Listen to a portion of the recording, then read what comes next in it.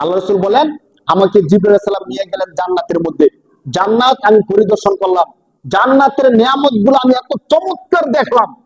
হাদিসের মধ্যে আছে, রাসূলুল্লাহ বলেন, আমি না হয়ে যদি তোমরা কেউ চাইতা, আমার মনে হয় তোমরা জান্নাত থেকে আর বের হয়ে আসতা না। সুবহানাল্লাহ। কেন? কারণ জান্নাত সম্পর্কে স্বয়ং আল্লাহ বলছেন, আদাতুল ইবাদিয়াস সালিহিন মা লা আইনুন রাত ওয়ালা উযুনুন সামিআত ওয়ালা খাতারা আলা কলবি বাশার।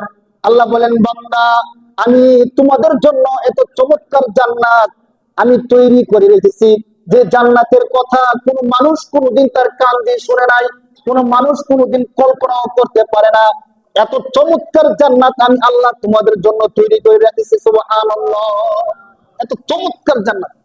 আল্লাহ রাসূল বলেন, আমি না হয়ে তোমরা কেউ যদি যাইতে জান্নাত থেকে বের হয়ে আসতা না। এত চমৎকার জান্নাত আল্লাহ পাক রব্বুল আলামিন সাজায় রাখছে। আল্লাহ রাসূল পুরো জান্নাত দেখছেন, জাহান্নাম দেখছেন, জাহান্নামের শাস্তি কি, এই সব কিছু দেখছেন। কেন দেখছেন? মেরাজে গেছেন আল্লাহর সাথে কথা বলবেন, এগুলো দেখানোর কারণ কি? ওই যে এর আগে আমরা বলছিলাম যে কেউ কেউ বলতে পারে যে ইসলাম ধর্ম হলো অন্ধবিশ্বাস, যে এই কথা বলতে না পারে যে তোমরা কি আল্লাহকে দেখছো, তোমরা কি জান্নাত দেখছো, জাহান্নাম দেখছো। আরে যদি আমাদের গ্রাম, ধরেন আমাদের গ্রামের যে মুরব্বী, যে সবচেয়ে সত্যবাদী বিশ্বস্ত ব্যক্তি, তাকে যদি আমাদের সবার পক্ষ থেকে নিয়ে যাওয়া হয় আমেরিকা, আমেরিকা নিয়ে বলা হয়, এই দেখেন এই সমস্ত সুন্দর সুন্দর জিনিসগুলো আপনার এলাকার লোকেরা যদি ভালো কাজ করে তারা এগুলো পাবে। সে আমেরিকা গেল, সবকিছু দেখলো, দেখে এসে আমাদেরকে বললো, আমরা বিশ্বাস করলাম। তাহলে আমাদের গ্রামের যদি সবচেয়ে বিশ্বস্ত মানুষ এই কাজটা করে, আমাদেরকে আর কোনো সন্দেহ থাকে? সবাই তো আর আমেরিকা যাওয়ার দরকার নেই, আমাদের পক্ষ থেকে একজন গেলেই কি যথেষ্ট। দেখেন আল্লাহ এই কাজটাই করছেন। পৃথিবীর শুরু থেকে নিয়ে শেষ পর্যন্ত যিনি সবচেয়ে বেশি বিশ্বস্ত, একদম কাফেরদের সাথে থাইকা, জাহিলিয়াতের জমানায় থাইকা, যে নবী 40 বছর পর্যন্ত একটা মিথ্যা কথা বলেন নাই, মিথ্যা কথা তার মুখ দিয়ে কখনো আসে নাই, যার অপরাধ তো দূরের কথা, যার নামে কোনো কিছু নাই, ওই ব্যক্তি 40 বছর পরে এসে জান্নাত জাহান্নাম দেখে আসছে, এই কথা কি মিথ্যা বলতে পারে বলেন? আল্লাহ তাআলা এই কাজটা করছেন সমস্ত উম্মতে মুহাম্মদের পক্ষ থেকে। মুহাম্মদুর রাসূলুল্লাহ সাল্লাল্লাহু আলাইহি সাল্লামকে জান্নাতটা দেখাই দিয়েছে, যাতে করে কেউ বলতে না পারে যে জান্নাত জাহান্নাম তো দেখলাম না। একটা অন্ধবিশ্বাস আমরা করতেছি, অন্ধবিশ্বাস না। ইসলাম ধর্মের সবগুলো বিষয়, দিনের আলো যেমন স্পষ্ট, ইসলামের সবগুলো বিষয় ঠিক এমন স্পষ্ট সত্যিকার অর্থে। কিভাবে স্পষ্ট আপনাদেরকে আমি আরেকটা প্রমাণ দিই। দেখেন আল্লাহ রাসূল সাল্লাল্লাহু আলাইহি সাল্লাম আসলেন, মেরাজ শেষ করে রাসূলুল্লাহ আসলেন, ফজরের নামাজ পড়াইলেন, পড়ানোর পরে সাহাবাদেরকে নিয়ে বসে মেরাজের গল্প করতেছেন। আপনি একটা কথা বলবেন, আপনি যত ভালো মানুষই হন, আপনি একটা কথা বলবেন, যে কেউ কি বিশ্বাস করে ফেলবে? আপনি যদি বলেন যে আজকে তো আমি আমেরিকা গেছিলাম, আমেরিকার সরকার আমাকে 5 বছর টাকা দিছে, আমি টাকাগুলো আইনা আমার বাড়িতে রেখে দিছি, আমেরিকা গেছি, হোটেল দেখছি, এই করছি এই করছি, আপনি গল্পটা বলছেন, আমরা কি শুনে বিশ্বাস করে ফেলবো? যত ভালো মানুষ হন বিশ্বাস করতাম না, কিন্তু আমরা বলবো প্রমাণ কি? আপনি গিয়েছেন, কি কি দেখছেন, 5 বছর টাকা আনছেন, টাকাগুলো দেখান। যদি না দেখাইতে পারে আমরা বিশ্বাস করব না। ঠিক তখনকার কাফেররা এই জিনিসটা চাইছিল। সত্যিকার হাদিসের মধ্যে আসছে, আল্লাহ রাসূল যখন মেরাজের ঘটনা বললেন, তারা বিশ্বাস করলো না, তারা চলে গেল। চলে যাওয়ার পরে বলতেছে যে মুহাম্মদকে এইভাবে ছেড়ে দেওয়া তো ঠিক হবে না, চলো আমরা সবাই গিয়ে ধরি। এমন একটা গল্প বলছে, বিশ্বাস করা তো যায় না, আমরা এমন ভাবে ধরবো যেন তিনি আর প্রমাণ দিতে পারবে না। আর যদি এই ঘটনা মিথ্যা প্রমাণিত করা যায়, তো রাসূলুল্লাহর সবকিছু কি হয়ে যাবে? মিথ্যা হয়ে যাবে না বলেন? মানে সবাই মিলে রসুলের দর্শে এমন কিছু যুক্তি দিছে যে রসুল আর প্রমাণ দিতে পারলো না। তো প্রমাণিত যদি হয়ে যায় যে মেরাজের ঘটনা কি মিথ্যা, তাহলে যিনি একটা মিথ্যা বলছেন তিনি আরো অনেক মিথ্যা বলতে পারেন। তো এই ঘটনার দ্বারা রসুলের সবকিছু কি হয়ে যাবে? মিথ্যা হয়ে যাবে। তখন মুসলমানরা ধ্বংস হয়ে যাবে, সবাই রসুলকে ছেড়ে দিবে। দেখেন হাদিসের মধ্যে আসছে, তখন কাফেররা একজোট হয়ে, তাদের মধ্যে যারা বুদ্ধিজীবী ছিল তাদের সবাইকে নিয়ে মসজিদের মধ্যে আসছে। আয়েশা বলতেছে, মুহাম্মদ আপনি যে বললেন আপনার ঘটনাটা পুরোটা পড়লেন, আমি সংক্ষিপ্ত বলতেছি। আপনি যে বলছেন যে আপনার রাত্রে ছোট্ট একটা অংশে, এমনকি রসুল যে উজু করছেন, উজুর পানিগুলো তখনও গড়াইতেছিল, এত অল্প সময়ে আপনি এই কাজগুলো করছেন, আমাদের তো বিশ্বাস হইতেছে না। তো আল্লাহ রসুল বললেন, কি এমন কাজটা করলে আপনারা বিশ্বাস করবেন? আপনি আমাদেরকে প্রমাণ দেন, আমরা আপনাকে কিছু কথা বলবো, আপনি যদি প্রমাণ দিতে পারেন তাহলে বিশ্বাস করবো। রাসূল বলছেন ঠিক আছে বলেন। দেখেন মানে মানুষ কতটা নির্বোধ, প্রশ্নগুলোর একটারও কিন্তু যুক্তি নেই। তারা প্রথম প্রশ্ন কি করলো, আচ্ছা আপনি তো বলছেন যে আপনি এই বাইতুল্লাহ থেকে বাইতুল মুকাদ্দাস ফিলিস্তিনের মসজিদুল আকসা গেছেন, আপনি বলেন তো মসজিদুল আকসার মধ্যে কয়টা দরজা আছে, কয়টা জানালা আছে?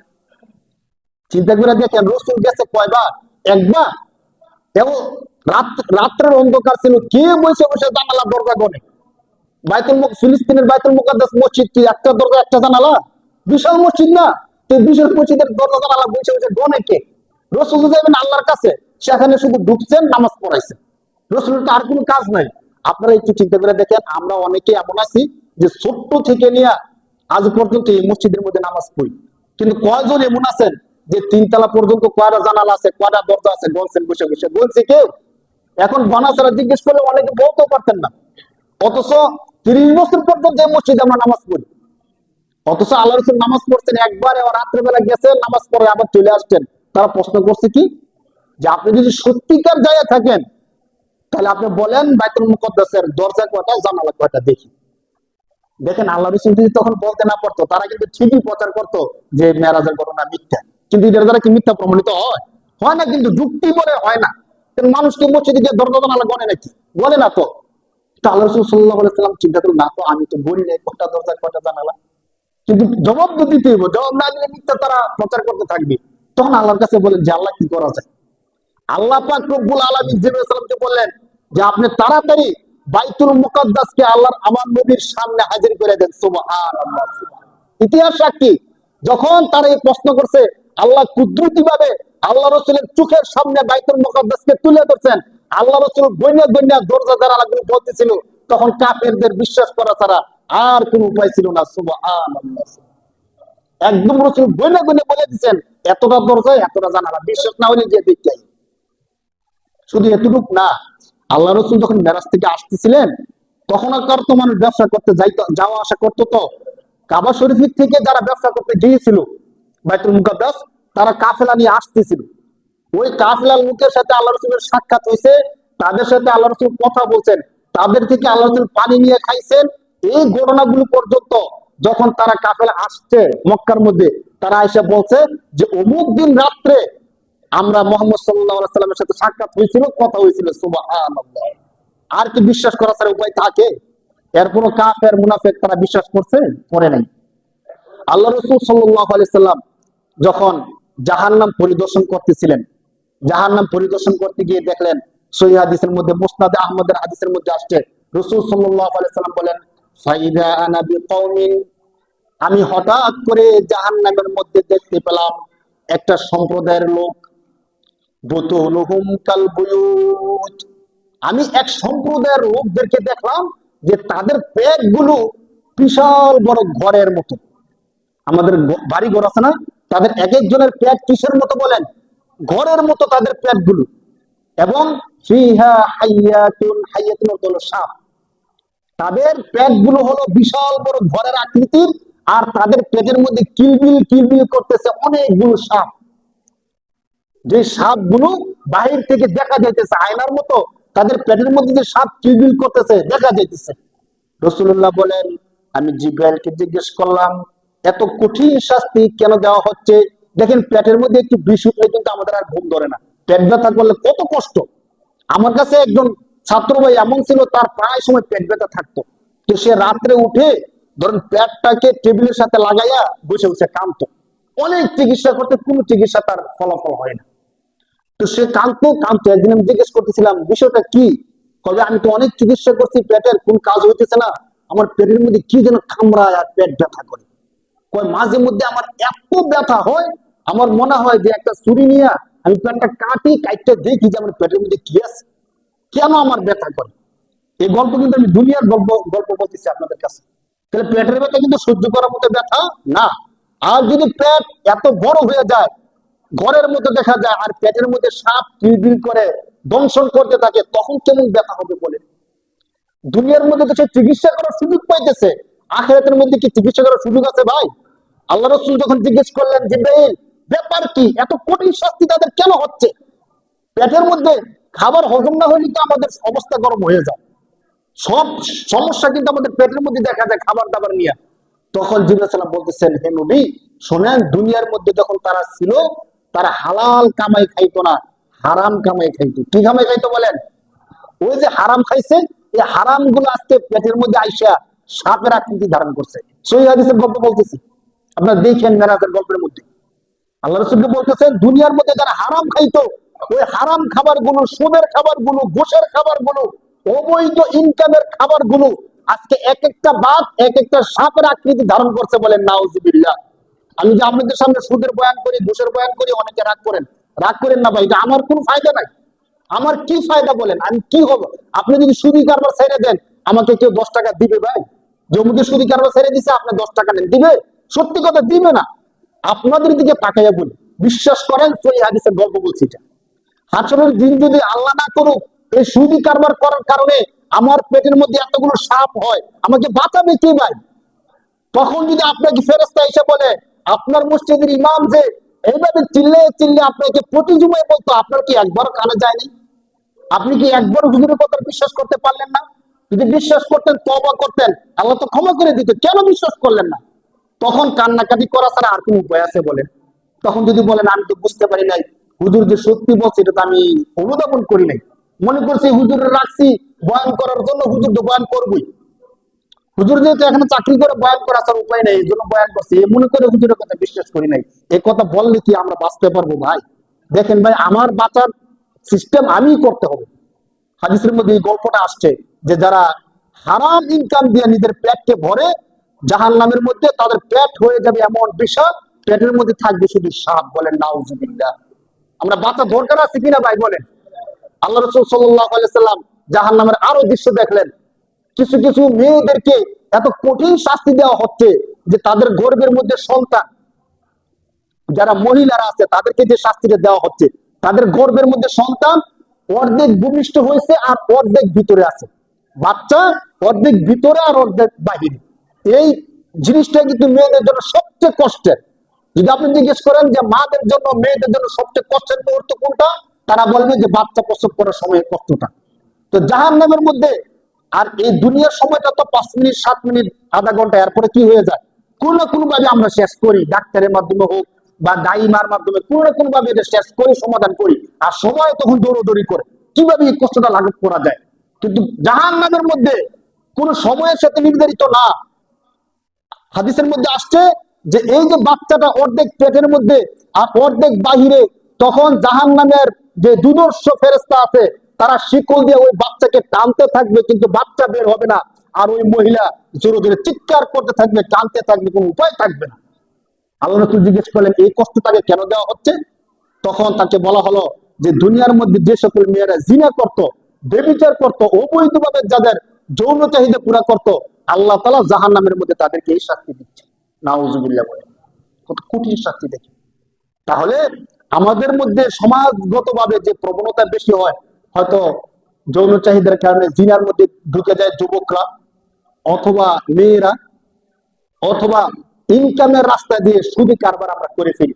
মেরাজের ঘটনা আমাদেরকে শিক্ষা দেয়, যত কষ্টই হোক আজকে থেকে নিয়োগ করেন ভাই। দেখেন, যদি আপনারা মনে করেন যে হুজুর আপনি বয়ান করছেন বুঝছি, ইনশাআল্লাহ এর আগে বলছিলাম না যে আর কিছুদিন যাক, আর কিছু টাকা অর্জন করি, তাহলে আমি আর সুদি কারবার ছেড়ে দেব। আমার আগের মসজিদের একটা কথা বলি, এক মুসল্লি সুদি কারবার করে সবাই জানে। তো তাকে আমি বললাম সুদি কারবারটা ছেড়ে দিলে হয় না? আর কোনো অপরাধ করে না, সুদি কারবার করে। তা আমার বলতেছে, হুজুর আমি সামাজিক ভাবে আর কোনো অপরাধ করি না, শুধু একটা অপরাধই করে আমি সুদি কাজ করি। তো আমি বলতেছি কাজটাও ছেড়ে দেন, তাহলে তো আপনি ভালো মানুষ হয়ে যান। তো উনি যে জবাবটা দিচ্ছে, তিনি বলছিলেন দোয়া করেন আমার সরকার যদি ক্ষমতায় আসে, তাহলে আমি সুদি কারবার ছেড়ে দিন, ভালো হয়েছে। বলেন নাউজুবিল্লাহ। সরকার ক্ষমতায় আসবে, এরপরে ছাড়বেন, আপনি বেঁচে থাকবেন, বিশ্বাস কি? এই জন্য আপনাদেরকে বলি ভাই, আজকে নিয়ত করেন যে আজকে থেকে সুদি কারবার ছেড়ে দেবো। আমার দ্বারা যতগুলো অপরাধ হয় সবগুলো অপরাধ আমরা ছেড়ে দেবো। যদি নিয়ত করতে পারি, ক্ষমা করার মালিক কে বলেন? ক্ষমা কে করবেন? আল্লাহ।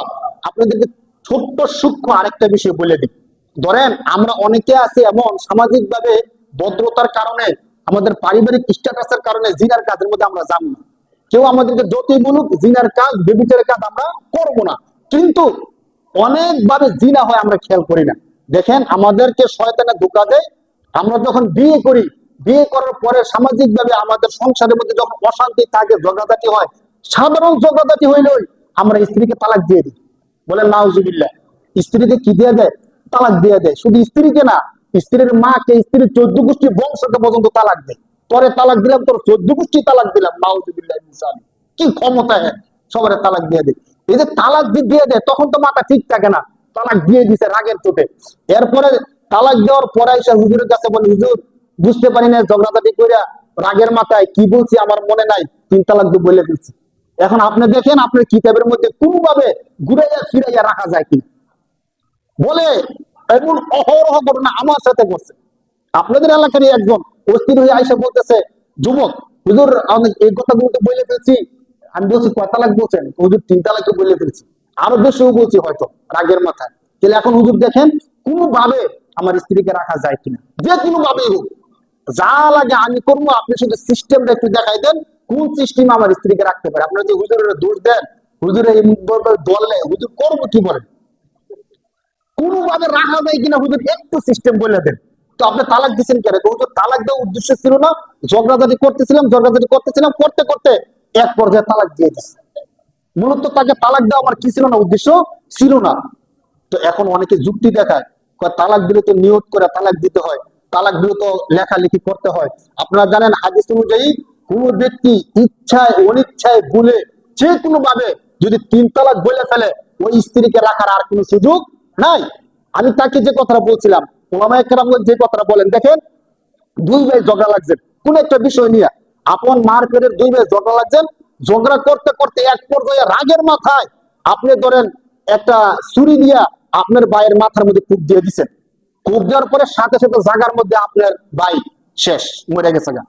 এখন পুলিশ যখন আপনাকে ধরছে, আপনি বললেন যে স্যার আমি তো তাকে মারা উদ্দেশ্য ছিল না, বরং তার সাথে ঝগড়াঝাটি করতেছিলাম, এক পর্যায়ে রাগ বেশি হয়ে গেছে। এখন রাগের মাথায় আমি না বুঝে তার মাথার মধ্যে কি করছি, আঘাত করছি, সে যে মরে যাবে ওইটা আমি জানতাম না। এখন যদি কেউ বলে যে আমি তাকে মারা উদ্দেশ্য ছিল না, আবার মরে যাবে ওইটা আমি জানতাম না, এখন কোনোভাবে কি তাকে বাঁচানো যায়? আপনারা জবাবটা দেন, কোনোভাবে কি ভাইকে বাঁচানো যায়? আপনারা বলেন।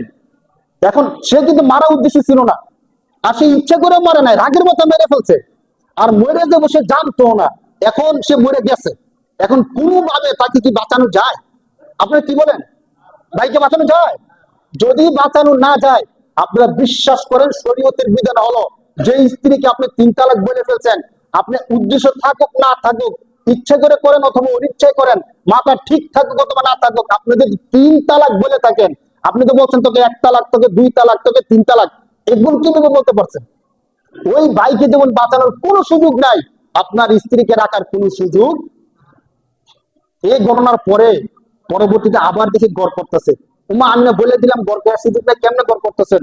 আলহামদুলিল্লাহ হুজুর, দোয়া করেন। এক হুজুরের কাছে গেছিলাম, হুজুর আমরা 2 জনে ডাইকে নিয়ে একটু শাস্তি মাস্তি দিয়ে তওবা তিলা পড়াইয়া নতুন করে আবার বিয়ে করাই দিছে। বলেন নাউজুবিল্লাহ। হ্যাঁ, একবারে সত্যি ঘটনা বলতেছি। এমন কয়েকটা ঘটনা আমার সামনে আসছে। আর অনেকে আছে হুজুরের কাছেও যায় না, স্ত্রীর কাছে যা হয়েছে হয়েছে, মানুষের সমাজে বদনাম হইব শোনানোর দরকার নাই, যা হয়েছে আমি শুনছি আর তুমি শুনছো, অতএব এগুলো নিয়ে শুধু শুধু সমাজের মধ্যে মান সম্মান নষ্ট করার দরকার নাই। ভাই মান সম্মান নষ্ট করবেন না ঠিক, আপনি 3 তালাক দেওয়ার পরে যতদিন স্ত্রীকে দেখবেন, যতদিন স্ত্রীকে স্পর্শ করবেন, যতদিন স্ত্রীর সাথে শুইবেন, ততদিন আপনার আমল নামার মধ্যে জিনার গুনাহ হতে থাকবে। বলেন নাউজুবিল্লাহ। সত্যি কথা। এরপরে যদি আপনার কোনো সন্তান হয়, সে সন্তান হবে অবৈধ জারজ সন্তান। বলেন নাউজুবিল্লাহ। আর হাসরের ময়দানে ওই যে বলছিলাম শাস্তি, জিনার শাস্তি, এই জিনার শাস্তি আপনি পাইবেন। এই জন্য প্রথমত কথা হলো, আমরা কখনোই যত ঝগড়াঝাটি হোক স্ত্রীকে তালাক শব্দটা বলবো না। একে তো স্ত্রীকে ঝগড়াঝাটি করাই ঠিক না। যে আমার মনের প্রশান্তি, যে আমার ঘরকে সবকিছু ঠিকঠাক রাখতেছে, যে আমার পরিবার লালন পালন করতেছে, এত কষ্ট করতেছে, সন্তান প্রস্রাব করে দিলে যে নিজের শান্তির দিকে না থাকে, সন্তান লালন পালন করছে, আমার সন্তান দিন শেষে সে আমাকে বাবা বলে, আমার সম্মান বাড়ায়, এই স্ত্রীর সাথে আমি ঝগড়াঝাটি করি কি করে? হাদিসে স্পষ্ট নিষেধ আছে স্ত্রীদেরকে মারার জন্য, গালি দেওয়া অনেক বেশি নিষেধ আছে। আমরা শুধু গালি দিই আর মারি না, তালাক পর্যন্ত দিয়ে বিদায় করে দিই। বলেন নাউজুবিল্লাহ। আল্লাহর নাম নেওয়ার কারণে, আল্লাহর নামে তুমি তার মালিক হইছো, এই জন্য কি তুমি যা ইচ্ছা তা তাকে করবা? আমরা যদি এই কাজটা না করি, প্রথমত তালাক শব্দই বলবো না, দ্বিতীয়ত কেউ যদি ভুলে এই কাজ কইরেই ফেলি, সাথে সাথে একজন বিজ্ঞ মুফতির কাছে গিয়ে বলবো এর সঠিক সমাধান কি। ভাই দুনিয়ার জীবন জীবন না আরো জীবন আছে। দুনিয়ার সুখ শান্তির জন্য বদনামের দিকে তাকাইয়া আপনি যদি সারা জীবন জিনা করতে থাকেন, আখিরাতের হিসাবে দিব কে ভাই? কে দিবে বলেন? অতএব আমরা হেফাজত থাকি।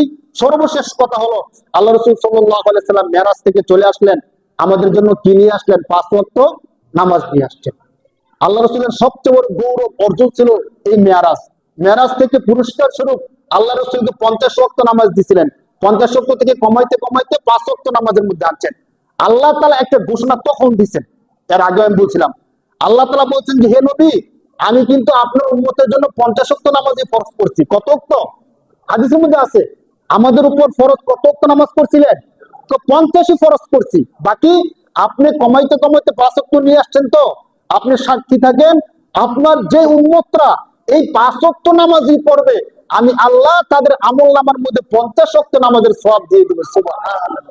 ওলামায়ে কেরামগণ বলছেন আল্লাহর নবীকে আল্লাহ ভালোবেসে মেরাজের মধ্যে ডেকে নিয়েছেন একবার, আর আল্লাহর নবীর যে উম্মত 5 ওয়াক্ত নামাজ পড়বে তাদের মেরাজ হবে 5 বার। বলেন সুবহানাল্লাহ।